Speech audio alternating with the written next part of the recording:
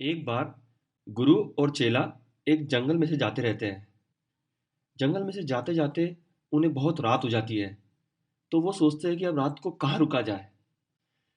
अचानक जंगल में उन्हें एक झोपड़ी दिखती है। झोपड़ी के बाहर उन्हें एक किसान, उसकी पत्नी और एक बच्चा दिखता है। तो गुरुजी सोचते हैं कि इनसे जाकर मदद मांगी जाए। तो वो जाते हैं और किसान से पूछते हैं, क्या आज रात हम यहाँ रुक सकते हैं? तो किसान और उसकी पत्नी बोलते हैं, हाँ, क्यों नहीं। हमारे लिए तो अतिथि देव समान है, आप ज़रूर रुक सकते हो। तो वो किसान से, उसकी पत्नी से खाना खाते वक़्त अच्छे से बात करते हैं और बात करते-करते गुरुजी पूछते हैं कि आते-आते हमने देखा कि यहाँ पर पूरी जो ज़मीन है, उपजाऊ है, मगर पूरी बंजर है, ऐसा क्यों? तो किसान कहता है कि हमारे पास ये एक भैंस है, ये भैंस हमें अच्छा दूध देती है और दूध जो भी आता है उससे हम दही बनाते हैं, पनीर बनाते हैं और जो भी बच जाता है हम उसे पास के गांव में जाकर बेच आते हैं और उससे जो पैसा आता है उससे हम अनाज, कपड़ा सब लेते हैं और हमारी ज़िंदगी अच्छे से चल रही है। गुरुजी सुनते हैं और दोनों गुरु और चेला सोने चले जाते हैं। रात को अचानक गुरुजी उठते हैं और चेले को बोलते हैं कि जा और ये किसान की जो भैंस है उसको खाई से में से नीचे गिरा दे। तो चेला बोलता है कि नहीं गुरुजी, मैं ऐसा नहीं कर सकता। गुरुजी बोलते हैं तुझे करना ही पड़ेगा, मैंने जो बोला है करो। तो चेला जाता है और भैंस को लौट देता है और वहां से दोनों गुरु और चेला सुबह सुबह निकल जाते हैं वहां से।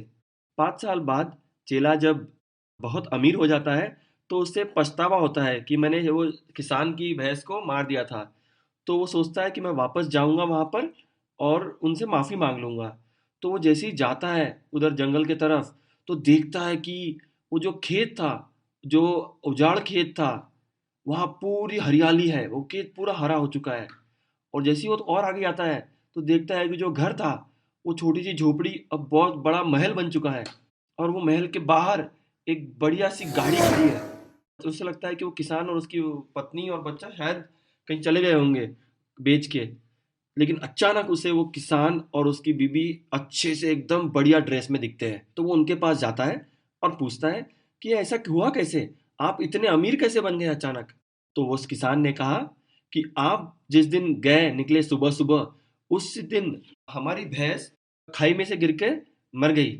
तो जो हमें दूध देती थी, उसके सहारे हमारी जिंदगी चल रही थी। तो हमने लकड़ियां काट कर शहर में बेचना शुरू किया।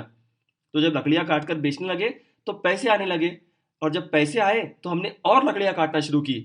तो इससे और पैसे आने लगे और जब हमारे पास अच्छी खासी रकम इकट्ठा हो चुकी थी तो हमने बीज लेकर आए और खेती करना शुरू की।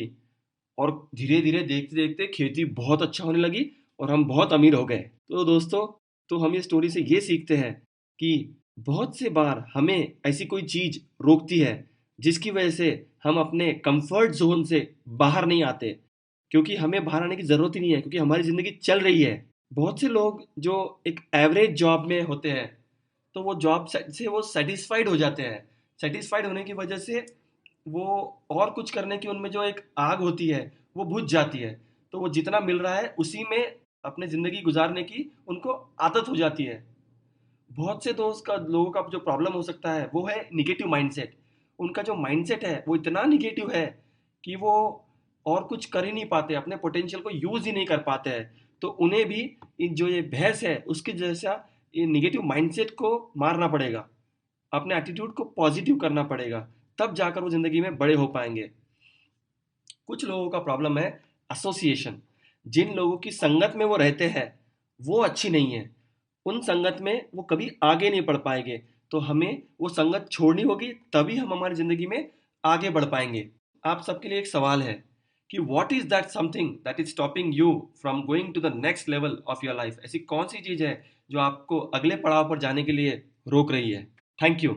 Live with passion.